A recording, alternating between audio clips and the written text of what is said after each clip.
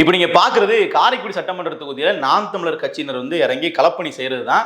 அதாவது தேர்தலுக்கு இன்னும் வந்து பாத்தீங்கன்னா 1.5 மாத காலங்கள் இருக்கு. இன்னும் பிற கட்சிகள்ல வந்து எந்த ஒரு வேட்பாளரையுமே அறிவிக்கல. கூட்டணி கட்சிகளுக்கும் எத்தனை சீட்டுகள்ன்றது ஒதுக்கல. இன்னும் கூட்டணியே முடிவு பண்ணலன்னு வச்சுக்கோங்களேன். இப்படிப்பட்ட சூழலில் நாம் தமிழர் கட்சி எல்லாருக்குமே முன்னோடியா ஆளா வந்து பாத்தீங்கன்னா 234 தொகுதிக்கும் வேட்பாளர்களை போட்டு களப்பணி ஆரம்பிச்சிருக்காங்க. சீமானுடைய தொகுதிங்கிறதுனால ஒரு சிறப்பு முக்கியத்துவங்களை தாண்டி அனைத்து தொகுதிகளிலுமே வேட்பாளர்கள் வந்து வீதியில் இறங்கி வாக்கு சேகரித்து தொடங்கிட்டாங்க. எப்பவுமே இந்த பணிகளில் வந்து முன்னோடியா இருக்கிறது நாம் தமிழர் கட்சி தான். இந்த முறையும் அதே வழியா ஆரம்பிச்சிட்டாங்க. காரைக்குடி தொகுதி பெரிய அளவில் முக்கியத்துவம் பெறுவது அப்படிங்கிறதுக்கான காரணம் அப்படிங்கிறது சீமான் அவர்களுக்கான வெற்றி வாய்ப்புன்றதுதான். ஏன்னா 2016 2021 சீமான் அவர்கள் போட்டியிடும்போது நிச்சயமா சீமான் அவர்கள் சட்டமன்றம் போயிடுவாரு, வெற்றி பெற்றுவார் அப்படிங்கிற ஒரு பார்வைன்றது பெருசா இருந்துச்சு. ஆனா இல்ல, அங்க ஒரு பெரிய டஃப் காம்படிஷன் இருக்கும். சீமான் ஒரு முக்கியமான பிளேயரா இருப்பாருன்னா சொல்லப்படுச்சே தவிர அவர் கண்டிப்பா வெற்றி பெற்றுவாருன்னு சொல்லக்கூடிய ஒரு தொகுதியாக காரைக்குடி இருக்கு. காரைக்குடி தொகுதி தான் சீமான் அவர்களுடைய சட்டமன்றம் வந்து அழைத்து செல்ல போகுது அப்படிங்கிற பார்வை இப்போ வந்து பெருமளவுல எல்லாராலையுமே பார்க்கப்படுது. அரசியல் விமர்சகர்கள் கூட வந்து பாத்தீங்கன்னா பொதுவாகவே நாம் தமிழர் கட்சிக்கு பெரிய வெயிட்டேஜ் கொடுக்காதவங்க கூட காரைக்குடியில சீமான் நிக்கிறதுனால அவர் ஒரு லீடரா வந்து ஜெயிப்பாரு. ஒரு கட்சியினுடைய வாக்கு வங்கி எவ்வளவு இருக்கும், நாம் தமிழர் கட்சி வந்து 15 விழுக்காடே வாங்கினாலும் வந்து பாத்தீங்கன்னா வெற்றி பெற முடியாதுல்ல அப்படிலாம் பேசிட்டு இருப்பாங்க. ஆனா இந்த தொகுதியில நாம் தமிழர் கட்சியினுடைய தலைமை ஒருங்கிணைப்பாளரை போட்டியிடுறதுனால வெற்றி வாய்ப்பு அதிகம் அப்படிங்கிறது பார்வை. சரி, அந்த தொகுதியினுடைய மக்கள் என்ன சொல்றாங்க அப்படிங்கிறத கேட்கணும் இல்லையா? இப்ப கருத்து கணிப்புகள் அப்படிங்கிற அளவுல ஊடகங்களில் உட்காந்துட்டு அவர்கள் சொல்லக்கூடிய டேட்டாங்கிறது வேற. களத்துல மக்கள் கிட்ட போய் உங்கள் ஓட்டு யாருக்கு அப்படின்னு கேட்கும்போது பல நபர்கள் வந்து நாம் தமிழர் கட்சியை சொல்றாங்க. அதாவது எப்பவுமே நாம் தமிழர் கட்சிக்கு சின்ன சின்ன நபர்கள், அதாவது 30 வயசுக்கு உள்ளவங்க, ஒரு இளம் வாக்காளர்கள் தான் வந்து வாக்களிப்பாங்க. வயது முதிர்ந்தவர்கள் வந்து நாம் தமிழர் கட்சியில் இருக்க மாட்டாங்க. அவர்கள் வந்து திமுக அதிமுக போன்ற பிரதான கட்சிகள் தான் இருப்பாங்கன்ற பார்வையெல்லாம் முற்றுமுழுதாக இந்த தொகுதி மாற்றுதுன்னு சொல்லலாம். ஏன்னா கருத்து கணிப்பு கேட்கும் போதே வயதானவர்கள் முதற்கொண்டு கூட வந்து பாத்தீங்கன்னா பெரியவர்கள் முதற்கொண்டு பாத்தீங்கன்னா நாம் தமிழர் கட்சிக்கு தான் எங்களுடைய ஓட்டு அப்படிங்கறத அவர்கள் தெளிவா வந்து சொல்றாங்க. சீமானுக்கு அதிக வெற்றி வாய்ப்புகள் இருக்கு. இங்க தமிழ் பண்பாளர், தமிழ் பற்றுடையவர், நல்ல இது இருக்குது. அவருக்கு வெற்றி வாய்ப்பு எப்படியும் 90% உண்டு. ஒரு எம்பிக்கு நிக்கையில அதிகமான ஓட்டு வாங்கினாங்க. எம்எல்ஏக்கு நல்ல ஓட்டு வாங்கியிருக்காங்க. கண்டிப்பா இந்த முறை அவர் ஜெயிப்பார். செய்யற நல்ல மனுஷன் அவரு. காரைக்குடியில நிக்கிறாரு. காரைக்குடியில அவர் சீமான் ஜெயிக்கணும். அவர் ஒரு ஜெயிச்சாரே 2 ஜெயிச்ச மாதிரி. நாங்க எப்படியும் தனிச்சு நிக்கிறவங்களுக்கு தான் ஓட்டு போடலான்னு இருக்கோம். கூட்டணி வேண்டாம். போன டைம் நான் சீமானுக்கு தான் ஓட்டு போட்டேன். இந்த டைம் சீமானுக்கு தான் ஓட்டு போடுவேன். சரி, இவர்களுக்கு வந்து கொஞ்சம் அரசியல் தெளிவு உள்ளவங்க, இவர்கள் வந்து அரசியல் புரிதலின் அடிப்படையில் நாம் தமிழர் கட்சிக்கு வாக்களிக்கிறாங்க. இந்த சின்ன பசங்கள்லாம் வந்து பார்த்தீங்கன்னா தமிழக வெற்றி கழகம் வந்ததுக்கு பின்னாடி அப்படியே வந்து விஜய் பக்கம் வந்து போயிட்டாங்க சினிமா மோகத்தின் காரணமாக அப்படின்னு ஒரு பார்வை இருக்கு இல்லையா? அதையுமே இந்த தொகுதியில் உள்ள இளைஞர்கள் வந்து மாற்றி காட்டுறாங்கன்னு சொல்லணும். ஏன்னா ஒரு இளைஞருடைய ஒரு பேட்டி ஒன்று பார்க்க நேர்ந்தது. அதில் வந்து எவ்வளவு தெளிவா நான் வந்து ஒரு விஜய் ரசிகர் தான், ஆனா வந்து என்னுடைய ஓட்டு அரசியல் களத்துல சீமானுக்கு அப்படிங்கிறத பதிவு வைக்கிறார்ன்றத தெளிவா பாருங்க. டிவிகேவோட ரசிகனா தான் இருக்கேன். அதாவது விஜயோட ரசிகனா இருக்கேன். ஆனா அரசியல் ரீதியா அவங்களுக்கான அந்த ஒரு அறிவோ மேன்மை தன்மையோ அவருக்கு இல்லைன்ற மாதிரி என்னோட நோக்கம். நான் ஓட்டு போடலாம் அப்படின்ற ஒரு ஐடியா இருந்தா வேணா சீமானுக்கு வேணா போடலாம். நாங்க இங்க காரைக்குடி தான். ஏன் சீமானுக்கு ஓட்டு போடணும்னு நினைக்கிறீங்க? அவருக்கு போட்டா ஒரு மாற்றம் வரும்னு தோணுச்சு. ஸோ நீங்க பாக்குறது எல்லாமே காரைக்குடி தொகுதியில மட்டுமே எடுக்கப்பட்ட கருத்து கணிப்புகள் தான். அப்ப இது மாதிரி வந்து பாத்தீங்கன்னா இன்னும் சொல்லப்படாத விஷயங்கள் பல இது இருக்கு. டேட்டா அடிப்படையில் நான் தொடர்ச்சியா வந்து பல வீடியோக்கள் நான் பேசிட்டு வரேன். நம்ம நம்பர்ஸ் அடிப்படையில் பார்த்தாலும் கூட காரைக்குடியில பெரிய ஒரு மிராக்கிள் நடக்கணும் அப்படின்லாம் இல்லை. சீமான் அவர்கள் வெற்றி பெறதுக்கு ஒரு ஒட்டுமொத்தமா நாம் தமிழர் கட்சி மாநில அளவில் எந்த வாக்குகள் வாங்குதோ, எவ்வளவு விழுக்காடு வாக்குகள் வாங்குதோ அதை விட 2 மடங்கு வாக்குகள் ரொம்ப இயல்பாகவே காரைக்குடி தொகுதியில இதுவரைக்கும் நாம் தமிழர் கட்சி பெற்றுட்டு இருக்கு. 2016 சரி, 19 சரி, 21 சரி, 24 சரி. அப்ப 26 அப்படிங்கிறதும் நிச்சயமா அந்த இயல்பா வாங்குற வாக்குகளை விட 2 மடங்கு இதுல மாற்றுக்கிறது இல்லை. சீமான் அவர்கள் போட்டியிடுறதுனால மற்ற தொகுதி வேட்பாளர்கள் வாங்குவதை விட ஒரு 4 மடங்கு 5 மடங்கு வாக்குகள் அதிகமாக வாங்குவார். இதுதான் ட்ராக் ரெக்கார்டு. இதுவரைக்கும் சீமான் அவர்கள் நின்ன தொகுதிகளில் வாங்கின வாக்கு, இதுவரைக்கும் காரைக்குடி தொகுதிகளில் வாங்கின வாக்குகள் அப்படிங்கிறத நான் டேட்டாவாக சொல்றேன். அந்த அடிப்படையில் 2024 நாடாளுமன்ற தேர்தலிலேயே காரைக்குடி சட்டமன்ற தொகுதிக்கு மட்டும் உட்பட்ட வாக்குகள் நீங்க கணக்கு பண்ணி எடுத்தீங்கன்னா, நாடாளுமன்ற தொகுதியை நம்ம பார்த்தோம் அப்படின்னா சிவகங்கை நாடாளுமன்ற தொகுதி வரும். ஸோ இந்த சட்டமன்ற தொகுதியினுடைய வாக்குகளை மட்டும் நம்ம எடுத்து பார்த்தோம்னா 16 விழுக்காடு வாக்குகள் நாம் தமிழர் கட்சியினுடைய வேட்பாளர் எழிலரசி அப்படிங்கிறவங்க வாங்கியிருக்காங்க. ஒரு பெண் வேட்பாளர், அதுவும் சிவகங்கை மாவட்டத்தை சேர்ந்தவங்க கிடையாது. அவங்க வெளியிருந்து உள்ள வந்து வேட்பாளர் நிப்பாட்டினாங்கன்ற குற்றச்சாட்டு நாம் தமிழர் கட்சிக்குள்ளே இருந்துச்சு.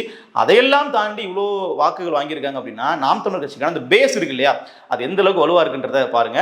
இன்னொன்று, நாம் தமிழர் கட்சியின் சார்பாக ஒரு நபரை வந்து நிப்பாட்டும் போது என்ன மக்களுக்கு ஒரு பெர்ஸ்பெக்டிவ் இருக்கும் அப்படின்னா, இவர்கள் ஜெயிக்க மாட்டாங்க, இவர்கள் வந்து ஜெயிக்கிற கேண்டிடேட் கிடையாது, நாம நம்மளோட ஓட்டை உங்களுக்கு போட்டு வந்து வேஸ்ட் பண்ணணுமா அப்படிங்கிற ஒரு பார்வை வந்து இயல்பாகவே மக்கள்கிட்ட இருக்கும். அது தப்பு. நாம வந்து ஜெயிக்கிற பக்கம் நின்றுக்கலாம் அப்படிங்கிற ஒரு பார்வை தவறானது. நாம நிக்கிற பக்கத்தை ஜெயிக்க வைக்கணும் அப்படிங்கிறது தான் சரியான பார்வை. அதெல்லாம் தாண்டி இந்த முறை சீமான் அவர்களே நிக்கிறதுனால இயல்பாகவே அவங்க வந்து பார்த்தீங்கன்னா ஒரு போலரைசேஷன் ஆகும். எப்படின்னா சீமான் அவர்கள் ஜெயிக்கிறதுக்கான வாய்ப்புகள் இருக்கு, சீமான் அவர்கள் வெற்றி வாய்ப்பு இருக்கு அப்படிங்கிற ஒரு பெர்ஸ்பெக்டிவ் வரும். அதற்கான அடித்தளத்தை தான் இன்றைக்கு வந்து அங்கே போய் களப்பணி மூலமா நாம் தமிழர் கட்சியினர் வந்து பண்ணிக்கிட்டு இருக்காங்க. ஸோ இதையும் தாண்டி நாம் தமிழர் கட்சி இன்னொரு பெரிய பிளஸ்ஸா வந்து பார்த்தீங்கன்னா அது திமுக, அதிமுக, நாம் தமிழர், தாவேகான் இருக்க போற களமே கிடையாது. காங்கிரஸ், பிஜேபி, நாம் தமிழர், தாவேகான் இருக்கக்கூடிய களம். அப்ப நிச்சயமா வந்து என்ன ஆகும் அப்படின்னா, காங்கிரஸ் பிஜேபிக்கு எதிராக ஒரு படி மேல போய் பிரச்சாரம் பண்ணி தன்னுடைய பலத்தை நிரூபிக்கிறதுக்கு சீமானுக்கு ஒரு தரமான ஒரு வாய்ப்புன்னு சொல்லலாம். ஏன்னா எப்பவுமே வந்து பாத்தீங்கன்னா உதயசூரியனுக்கு இரட்டை இலைக்கு இருக்கக்கூடிய அந்த ஒரு பேஸ் அப்படிங்கிறது கை சின்னத்துக்கோ தாமரைக்கோ தமிழ்நாட்டில் இருக்காது. ஸோ அதுவும் சீமானவர்கள் ஒரு கூடுதல் பலம். அப்படியே திமுகவே போட்டிட்டாலும் வெற்றி பெறதுக்கான வாய்ப்புகள் தான் அதிகம் வச்சுக்கோங்களேன். இருந்தாலும் நான் சொல்றேன், இன்னும் ஒரு கூடுதல் ஒரு ஈஸியான ஒரு டார்கெட் அப்படிங்கிறத சொல்ல வரேன், காரைக்குடி தொகுதி அப்படிங்கிறது. இப்போ இந்த கேம்ல வந்து புதுசா உள்ள வர்றது நம்ம தாவேகான்னு சொன்னோம் இல்லையா. தமிழக வெற்றி கழகத்தினுடைய வேட்பாளராக யார் நிக்க போறா அப்படின்ட்டு தலைமை இன்னும் அறிவிக்கல. இன்னும் விஜய் அவர்கள் வந்து அவரோட அதிகாரப்பூர்வமா இந்த தொகுதியில வந்து நான் இவர் தான் வேட்பாளரை நிப்பாட்டுறேன் அப்படிங்கிறத அறிவிக்கல. ஏன்னா அவர்கள் இன்னும் இந்த தொகுதி முதல்ல வந்து யாருக்கு போகும் அப்படின்னு அவர்கள் இன்னும் முடிவு பண்ணல. தாவேகா சார்பாக தான் நிக்க போறாங்களா அப்படிங்கிறதே இன்னும் தலைமையை முடிவெடுக்கல வச்சுப்போம். ஏன்னா காங்கிரஸ் கூட ஒருவேளை வந்து விஜய் அவர்கள் கூட்டணி வச்சார் அப்படின்னா கண்டிப்பா காரைக்குடி வந்து காங்கிரஸ் வாங்கிட்டு போயிடுவாங்க. ஏன்னா காரைக்குடி தொகுதியில ஏற்கனவே இப்போ எம்எல்ஏவா இருக்கிறது முதல் கொண்டு காங்கிரஸ் தான். அப்ப கண்டிப்பா வந்து அவர் தான் வாங்குவார்னு வச்சுக்கோங்களேன். அப்போ காங்கிரஸ் கூட கூட்டணி இல்ல, தனித்து நிற்க வேண்டிய சூழல் ஏற்பட்டால் அப்பதான் இங்க வந்து தாவேக்கோட வேட்பாளருக்கே வரும். ஆனா இவர்கள் என்ன பண்றாங்கன்னா, தாவேக்கோட இப்பவே வந்து டாக்டர் பிரபு அப்படிங்கிற நபர் தான் வந்து வேட்பாளர், அவர் தான் வந்து நிக்க போறாரு, அவர் தான் ஜெயிக்க போறாரு, சீமானுக்கு டெபாசிட் கூட காலியாயிரும் அப்படிங்கிற அளவுக்கு வந்து கருத்துக்கள் எல்லாம் பதிவு பண்ணிட்டு இருக்காங்க. அது கள நிலவரம் தெரிஞ்சவங்களுக்கு, காரைக்குடியை சார்ந்தவங்களுக்கு நம்ம சொல்லக்கூடிய டேட்டா என்னன்றது புரியும். கடந்த தேர்தல் அந்த ரெக்கார்ட் நம்ம எடுத்து பார்த்தோம் அப்படின்னா அவர்களுக்கு புரிய வரும். ஸோ இருந்தாலும் இன்னும் சில மாதங்கள் தெரிஞ்சிடும் இல்லையா, அதனால அதை பற்றி ரொம்ப பேச வேண்டிய தேவையில்லை. ஸோ அங்க ஒரு மாற்று அரசியலுக்கான ஒரு தேடல் இருக்கா, நாம் தமிழர் கட்சிக்கான ஒரு வாக்கு வங்கி ஏன் அதிகமா இருக்கு அப்படின்னு நீங்க கேட்டீங்கன்னா, நாம் தமிழர் கட்சிக்கு எப்பவுமே தென் மாவட்டங்கள்ல சற்று வந்து வாக்கு வங்கி அதிகம். அது வந்து நீங்க சாதி சார்ந்து பார்க்க முடியாது. ஏன்னா எல்லா சமூகங்களும் ஒரு பகுதிகளில் அடர்த்தியா இருப்பாங்க. அப்படி நீங்க ஒட்டுமொத்தமா பார்த்தாலும் நாம் தமிழர் கட்சிக்கு வாக்கு அதிகமா இருக்கும். இப்போ நம்ம டேட்டா அடிப்படையில் பார்த்தோம் அப்படின்னா, தூத்துக்குடி போன்ற மாவட்டங்களில் ஒட்டப்பிடாரம் தொகுதிகளில் வந்து பார்த்தீங்கன்னா தேவேந்திர இளைஞர்கள் சமூகம் வந்து நாம் தமிழர் கட்சிக்கு மிகப்பெரிய அளவு ஒரு பேக்கப்பாக இருப்பாங்க. அவர்கள் வந்து பெரிய அளவில் சப்போர்ட் பண்ணியிருக்காங்க. கடந்த தேர்தலில் முடிவுகளை நான் சொல்றேன். அப்போ அதே மாதிரி வந்து பார்த்தீங்கன்னா நீங்க திருநெல்வேலி மாவட்டத்திலேயே நாம் தமிழர் கட்சிக்கு வாக்கு அதிகமாக இருக்கும், தென்காசியில் அதிகமாக இருக்கும். இங்க எல்லாமே ஒரே சமூகங்கள்லாம் கிடையாது. தென் மாவட்டம் எடுத்துக்கிட்டீங்கன்னா முக்கோளத்தோர் இருக்காங்க, நாடார் இருக்காங்க, தேவேந்திர வேளாளர்கள் இருக்காங்க, எல்லாருமே இருக்காங்க, பரவி தான் வாழ்றாங்க. ஆனால் இவங்க எல்லா சமூகமே வந்து பார்த்தீங்கன்னா நாம் தமிழர் கட்சிக்கு ஒரு ஆதரவாக ஒரு பேக்கப்பாக இருந்திருக்காங்க அப்படிங்கிறது வரலாறு. சென்னை போன்ற பகுதிகள், கோயம்புத்தூர் போன்ற பகுதிகளில் தான் நாம் தமிழர் கட்சி வந்து மிக சற்று வந்து குறைந்த வாக்குகள் எடுப்பாங்க. ஒட்டுமொத்தமாக தமிழ்நாட்டின் அளவில் வந்து நாம் தமிழர் கட்சிக்கான வாக்கு பெரிய அளவில் இவர்கள் சவுத்தில் மட்டும்தான் ஸ்ட்ராங்கு, நார்த்தில் வந்து வீக்குன்ற மாதிரியான அந்த ஒரு டிப்பிக்கலான மற்ற கட்சிகள் மாதிரி இருக்காது. நாம் தமிழர் கட்சியை பொறுத்தவரை எல்லா இடங்களையும் பரவலாக எடுப்பாங்க. குறிப்பா தென் மாவட்டங்களில் சற்று அதிகமாக இருப்பாங்க. அந்த அதிகத்திற்கான காரணங்கள் தான் நான் சொல்ல வர விஷயம். இன்னொன்று வந்து பார்த்தீங்கன்னா, இந்த ரூரல் ஏரியாஸில், அதாவது ரொம்ப நகர்ப்புறங்களில் வந்து வாக்குகள் சற்று குறைவாக இருக்கும். ஆனால் அந்த கிராமப்புறங்கள் மாதிரியான பகுதிகளில் மக்கள் உண்மையிலே வந்து ரொம்ப ஒரு அரசியல் புரிதலோட ஒரு அரசியல் தேடலோட இருக்காம நம்ம சொல்ல வரணும். ஏன்னா அவர்கள் எல்லாமே வந்து பார்த்தீங்கன்னா தேடி தேடி இப்போவாது விவசாய சின்னம் வந்து பார்த்தீங்கன்னா ஒரு 4வது இடத்துல 5வது இடத்துல இருக்கும், இல்லை சில இடங்களில் 3வது இடத்துல இருக்கும். ஆனால் இதற்கு முன்னாடி நீங்கள் எடுத்துக்கிட்டீங்க அப்படின்னா 2வது பேஜ், அதாவது முதல்ல ஒரு மிஷின் இருக்கும் இல்லையா, அதுக்கப்புறமா பக்கத்து பெட்டியில தான் வந்து பாத்தீங்கன்னா விவசாய சின்னமே இருக்கும், கரும்பு விவசாய சின்னம் இருக்கும், மைக்கெல்லாம் அப்படிதான் இருந்திருக்கு. அங்கீகரிக்கப்பட்ட கட்சியாக மாறினதுக்கு பின்னாடி தான் அந்த லிஸ்ட்ல நாம் தமிழர் கட்சி மேல வந்திருக்கு. அப்போ சின்னத்தை கண்டுபிடிக்கிறது கஷ்டமா இருந்த காலகட்டத்திலேயே தேடி போய் வாக்கு செலுத்தின கூட்டம் தான் இதற்கு முன்னாடி இருக்கக்கூடிய 36 லட்சம் பேர். ஸோ அவர்களில் காரைக்குடியில் மட்டுமே வந்து பார்த்தீங்கன்னா கிட்டத்தட்ட 16 விழுக்காடு மக்கள் வந்து நாம் தமிழர் கட்சிக்கு வாக்களிச்சிருக்காங்க அப்படிங்கிறது நம்ம கவனிக்க வேண்டிய தகவல். இது நிச்சயமா வந்து பார்த்தீங்கன்னா அந்த தொகுதியில் உள்ள எதிர்க்கட்சி வேட்பாளர்களுக்கு தெரியும் நாம் தமிழர் கட்சியினுடைய அந்த ஒரு பலம் என்ன, நாம் தமிழர் கட்சியினுடைய தனியாக நின்னாலும் அவர்கள் வாங்கின வாக்கு வங்கியினுடைய முக்கியத்துவம் என்ன அப்படிங்கிறது அவர்களுக்கு புரியும். ஸோ அந்த அடிப்படையில் வந்து அவர்களோட காரைக்குடி வந்து ரொம்ப சுலபமாலாம் வந்து பார்த்தீங்கன்னா ஹேண்டில் பண்ண மாட்டாங்க. முடிஞ்ச அளவுக்கு ஸ்ட்ராங்கான வேட்பாளர்கள் தான் அவர் வந்து போட பார்ப்பாங்க. இது வந்து காரைக்குடி தொகுதியை மட்டும் நம்ம சொல்லிக்கிட்டு இருக்கோம். ஒட்டு மொத்தமாக வந்து பார்த்தீங்கன்னா ஒரு மாற்று அரசியலுக்கான ஒரு தேடல் ஒன்று இருக்கு இல்லையா, அந்த ஸ்பேஸ் யாருக்கு அப்படிங்கிறது இந்த தேர்தலில் ரொம்ப ரொம்ப முக்கியமான ஒன்று. ஏன்னா தமிழ்நாட்டில் ஒரு 10லிருந்து 15 விழுக்காடு வாக்கு வங்கி வந்து பார்த்தீங்கன்னா எனக்கு திமுக வேண்டாம், அதிமுக வேண்டாம், எனக்கு ஒரு மாற்று அரசியலாக வேணும், எனக்கு இவர்கள் 2 பேர் பண்ணக்கூடிய அரசியலுமே எனக்கு பிடிக்கல. அதாவது திமுக ஆட்சியிலையும் வாழ்ந்து பார்த்துருப்போம், கடந்த முறை அதிமுக ஆட்சியிலுமே வாழ்ந்து பார்த்துருப்போம், எனக்கு இது 2மே வேண்டாம், எனக்கு ஒரு புதுமையான அரசியல், ஒரு மாற்று அரசியல் வேணும் அப்படிங்கிற ஒரு பார்வை இருக்கும். அந்த பார்வைக்கான மக்களை வந்து யார் வந்து உள்ள எடுக்க போறாங்க, அந்த மக்களை வந்து யாரு கவர போறாங்க அப்படின்னு ஒரு விஷயம் இருக்கு இல்லையா, அதுதான் இங்க வந்து நாம் தமிழர் தாவேகா அப்படிங்கிற 2 டீமா வந்து இருக்காங்க. இப்போ இதுல தாவேகா வந்து உண்மையிலே வந்து அவர்கள் மாற்று அரசியல்னு சொல்லிட்டு வந்தாங்க, இது இப்போ மாற்று அரசியலா பண்ணிக்கிட்டு இருக்காங்களா அப்படிங்கிறது மிக முக்கியமான கேள்வி. அவர்களுடைய நோக்கம் அப்படிங்கிறது வெற்றியை நோக்கி பயணிக்கணும் அப்படிங்கிறதா மட்டும்தான் இருக்கே தவிர அவர்கள் வந்து ஒரு கருத்தியலுக்காகவோ இல்லை நாம் வந்து மாற்று அரசியல் பண்றோம் அதனால நம்ம இவங்களை கட்சியில் சேர்த்துக்க கூடாது, அதனால நம்ம இவங்க கூட கூட்டணி போகக்கூடாது அப்படிங்கிற மாதிரி எந்த பார்வையும் கிடையாது. காங்கிரஸ் வந்தாலும் வரலாம், ஓபிஎஸ் வந்தாலும் வரலாம், தேமுதிக வந்தாலும் வரலாம், யார் வேணாலும் வாங்க, கூட்டணியில் நாங்கள் வந்து உங்களுக்கு இடம் கொடுக்குறோம், ஆட்சியிலையும் பங்கு கொடுக்குறோம்னு சொல்லி தான் அவர்கள் வந்து அழைப்பு எடுத்துட்டு இருக்காங்க. நாங்கள் இந்த கொள்கை கொண்டவர்களை உள்ள நாங்கள் சேர்த்துக்க மாட்டோம் அப்படிங்கிற ஒரு பாகுபாடுலாம் அவர்கள் ஆரம்பத்திலேருந்தே காட்டலை. இருந்த போதிலும் ஒரு அரசியல் காலத்தில் அவர்களுக்கான கூட்டணி வந்து இன்னும் அமையலன்னு வச்சுக்கோங்களேன். தேர்தல் முடிந்த வரைக்கும் பார்க்கலாம், ஏன்னா காங்கிரஸ் கட்சி வந்து பெரிய இலிபரல் இருந்துட்டு இருக்கு இல்லையா.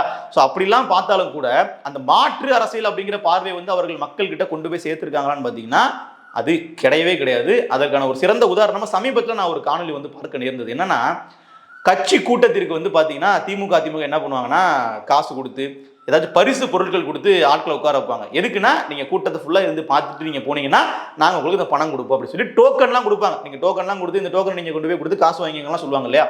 அந்த நடைமுறையை வந்து பார்த்தீங்கன்னா தாவேகாவினரும் இப்போ பண்ண ஆரம்பிச்சிருக்கிறாங்க. அந்த காட்சியை வந்து நீங்களே பாருங்க. விஜய் வந்து இன்னைக்கு மாநாடு மீட்டிங் போட்டிருக்காங்க பாருங்க. திமுக மீட்டிங் மாதிரி இருக்கு, அதிமுக மீட்டிங் மாதிரி இருக்கு. அதுக்கெல்லாம் எனக்கு பிரச்சனை கிடையாது. வரவங்களுக்குலாம் ஆளுக்கு ஒரு இது பாருங்க, பாலி போட்டு கொடுத்துட்டு இருக்காங்க. இதான் திமுகலையும் செய்வாங்க, அதிமுகலையும் செய்வாங்க. அப்ப புதுசா வந்து நீங்க என்ன செய்ய போறீங்க? இதே நாம் தமிழர் கட்சியில இந்த மாதிரி ஆளுக்கு வந்தவங்களுக்கு ஆளுக்கு ஒரு டிஃபன் பாக்ஸ் கொடுத்து அனுப்புவாங்களா? மாற்றுனா என்ன தெரியுமா? மாற்று நீங்க அரசியல் மாற்றம் பண்ணி வரணும், அடிப்படை மாற்றம் பண்ணி வரணும். டிவிகேவுக்கும் டிஎம்கேவுக்கும் தான் போட்டி. நான் இதுலயே போட்டி உங்க 2 பேருக்கும். கொள்கையை சொல்லுங்க, கோட்பாட சொல்லுங்க, அதான் போட்டி. என்னப்பா பரிசு பொருள் கொடுக்கறது ஒரு தப்பா? அது ஒரு நலத்திட்டம் தானே, மக்களுக்கான ஒரு பயன்படக்கூடிய பொருள் தானே கொடுக்குறாங்க. நீங்க கேட்டீங்கன்னா கொடுக்கறதுக்கான நோக்கம் என்ன, அந்த இன்டென்ஷன் என்னங்கிறது ஒண்ணு இருக்கு இல்லையா. நீங்க வந்து வாக்கு சேகரிக்க கூட அந்த நீங்க பக்கெட்டு இதெல்லாம் கொடுக்கல. நீங்க எதுக்கு கொடுக்குறீங்கன்னா மக்களை உட்கார வைக்கிறதுக்காக கொடுக்குறீங்க.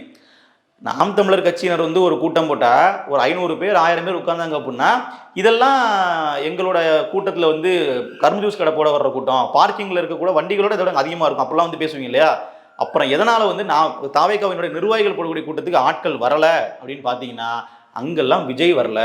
இது ஒரு முக்கியமான ஃபேக்டர், நீங்க கவனிச்சு பாருங்க.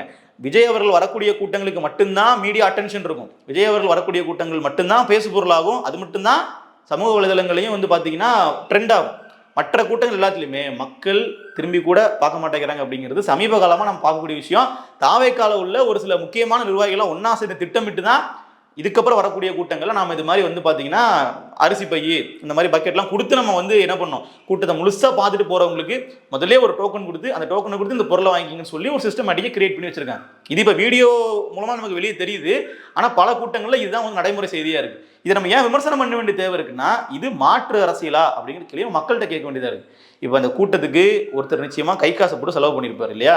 அவள் மக்கள்கிட்ட வந்து உட்கார வச்சு அவர் வந்து கூட்டத்தை கூட்டுறதுக்கே இவ்வளோ செலவு பண்ணுறாங்கன்னா நாளைக்கு தேர்தல்னு வந்துச்சுன்னா ஓட்டுக்கு அவர்கள் செலவு பண்ணுவார்களா மாட்டார்களா? நேரடியாக மக்களுக்கு இன்னைக்கு பக்கெட்டை கொடுத்தவங்க நாளைக்கு பணம் கொடுப்பாங்களா மாட்டாங்களா? பரிசு பொருள் கொடுப்பாங்களா மாட்டாங்களா? ஒரு கேள்வி.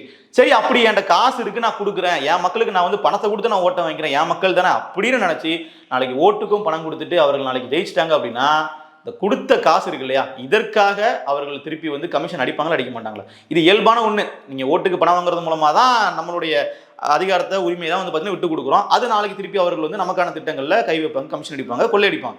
அப்போ சிஸ்டமேட்டிக்காக திமுக அதிமுகவினுடைய வரிசையில் தானே தாவேகா இருக்குன்ற ஒரு கேள்வி இருக்கு இல்லையா. இதற்கெல்லாம் அவர்கள் மாற்ற இருக்கணும் தான் நம்மளுடைய விருப்பமும் கூட. ஆனால் அப்படி இல்லை. களத்தில் வந்து நீங்கள் கூட்டம் சேர்ப்பதற்காக விஜய் இல்லாத கூட்டங்களுக்கு நீங்கள் மக்களை வர வைக்கிறதுக்காக விஜய்க்கு வந்து தானாகவே கூட்டம் கொடுத்து மாற்றுக்கிறது இல்லை. ஆனால் விஜயை தவிர கட்சியில் உள்ள மற்ற நபர்கள் எப்படி கூட்டம் கொடுது அப்படின்ற பார்வை இருக்கு இல்லையா. விஜய்க்கு கூடுற கூட்டமும் பார்க்க வர்றதுக்கான கூட்டம் தான், என்ன பேசுகிறாங்கன்னு கேட்க வர்றது இல்லை. அப்படியே இருந்தாலும் கூடுது. ஆனால் மற்ற நபர்களுக்கு கூடுதா? இப்போ ராஜ்மோகன் நல்லா தான் பேசுவார். தாவேக்காவுக்கு ராஜ்மோகன் வந்து அவர் சிறப்பான முறையில் இதுக்கு முன்னாடி பல நிகழ்ச்சிகளை தொகுத்து வழங்கியிருக்காரு, சூப்பராக பேசுவார். ஆனால் அவரை பார்ப்பதற்கு கூட்டம் வருமா, அவர் என்ன பேசுறாருன்னு கேட்பதற்கு கூட்டம் வருமானு பார்த்தீங்கன்னா கொள்கை ரீதியாக வந்து அவர்கள் வந்து ஒரு பொலிட்டிக்கலாக ஒரு கேம் சேஞ்சராக இருந்தாங்கன்னா வரும். ஆனால் அவர்கள் அப்படி பண்ணுறது இல்லையே. அவர்கள் என்ன பேச போகிறாங்க, இவர் ஒன்றும் பெருசாக ஒன்றும் புதுசாக பேசிட போகிறது இல்லையேன்ற காரணத்துக்காகவே கூட்டம் வர்றது இல்லை. ஆனால் வர வைக்கணுன்றதுக்கு இதெல்லாம் பண்ணுறாங்க. அதனால இந்த மாதிரி பல விஷயங்கள் பண்றதுனால இவர்கள் வந்து ஒரு மாற்று அரசியல் கிடையாதுங்கிறத நாம மக்களுக்கு எடுத்து சொல்ல வேண்டிய தேவை இருக்கு. ஏன்னா 2019 வந்து கமல் அவர்கள் வரும்போது இதே தான், சீமான் அவர்கள் வந்து ஓட்டு போட்டா ஜெயிக்க மாட்டார், ஆனால் கமல் ஜெயிச்சிருவார், அதனால நம்ம கமலுக்கு போட்டோன்னு ஒரு கூட்டம் போகுது இல்லையா. என் ஓட்டு வந்து ஜெயிக்கிற கட்சிக்கு நான் போயிட்டு போகுது அப்படின்ற ஒரு பார்க்குற ஒரு பார்வை இருக்கு இல்லையா. எல்லாரும் ஓட்டு போட்டா நீங்க யாருக்கு ஓட்டு போடுறீங்களோ அவங்க தான் ஜெயிப்பாங்கன்ற பார்வை இருக்காது. இவர்கள் வந்து மற்றவர்களை பார்த்து யாருக்கு அதிக ஆதரவு இருக்கு, யாருக்கு வந்து ஊடகங்கள் அதிகமான வெளிச்சம் கொடுக்கப்படுது அப்படின்றத பார்த்து ஒரு ஓட்டு போடுவாங்க. அப்படிதான் கமல்ஹாசனுக்கு வந்து பாத்தீங்கன்னா கிட்டத்தட்ட ஒரு 3 விழுக்காடு வாக்குகள் வந்து 2019 வந்து போட்டிருந்தாங்க, 2.85 விழுக்காடு வாக்கு.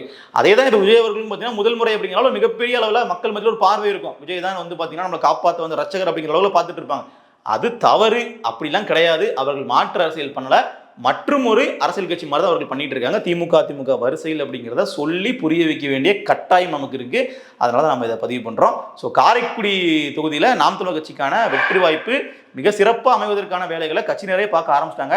இன்னும் சில பேர் என்ன சொன்னாங்க அப்படின்னா, சீமான் அவர்கள் இந்த முறை சட்டமன்றம் போயிட்டார் அப்படின்னாலே, அவர் மட்டும் வெற்றி பெற்றார் அப்படின்னாலே கட்சி வந்து பார்த்தீங்கன்னா இன்னும் அடுத்த ஒரு 10 ஆண்டுகள் ரொம்ப பெரிய வேலை பார்ப்பாங்க. ஏன்னா தமிழ்நாட்டு அரசியலே இது ஒரு புதுமையா இருக்கும் இல்லையா? எந்த ஒரு அரசியல் கட்சி தலைவருமே வந்து பார்த்தீங்கன்னா ஒட்டுமொத்தமாக தனித்து போட்டிக்கிட்டு வெற்றி பெற்று அவர் ஆட்சிக்கு போனது அப்படிங்கிறது பெரிய வரலாறு தான். இப்போ விஜயகாந்த் அவர்கள் பண்ண விஷயம் இதே விஷயம் தான் அவர் வந்து பண்ணார். அவர் விருதாச்சலத்தில் போட்டிக்கிட்டு வெற்றி பெற்றார். ஆனால் கட்சியில் மற்ற எல்லாரும் தோல்வி அடைஞ்சாங்க, ஆனால் வாக்கு வங்கி அதிகமாக இருந்துச்சு. ஸோ அந்த மாதிரியான சினாரி வந்ததுக்கு அப்புறமா அவர் வந்து மிகப்பெரிய அளவில் அரசியல் உயரத்தை அடைஞ்சார் இல்லையா? ஸோ அந்த ட்ராக்ல போனோம் அப்படின்னா இந்த வெற்றி அத்தியாவசியமானதுன்னு சொல்லப்படுது. அதற்கான களமாக சரியா 2020 அமைஞ்சிருக்கு. ஸோ அப்போ இதற்கான பணிகளை வந்து ஒட்டுமொத்தமாக தமிழ்நாட்டில் உள்ள நாம் தமிழர் கட்சியின் அனைவருமே வந்து காரைக்குடியில் ஒரு முகாமிட்டு பிரச்சாரம் பண்ணியாச்சும் வெற்றி பெற வைக்கணும் அப்படிங்கிறது தான் பலருடைய ஒரு கோரிக்கையாகவே இருக்கு. சொல்லப்போனால் எல்லாரும் சொல்றாங்க, நீங்க எப்படியாச்சும் காரைக்குடியை மட்டும் சீமான ஜெயிக்க வச்சிருக்கின்ற மாதிரிலாம் சொல்றாங்க. ஸோ இதெல்லாம் சீமான் அவர்களுக்கு தெரியாமல் இருந்திருக்காது. அவர் தெளிவாக திட்டமிட்டு தான் அதெல்லாம் பார்ப்பாரு. பொறுத்துன்னு பார்ப்போம் காரைக்குடி தொகுதி எப்படி அமைது. அதே மாதிரி பிற தொகுதிகளிலே நாம் தமிழர் கட்சி எந்த அளவுக்கு அதிகப்படியான வாக்குகள் வாங்குறாங்க, மாற்று அரசியல் பேசி அப்படிங்கிறத பார்ப்போம். நன்றி.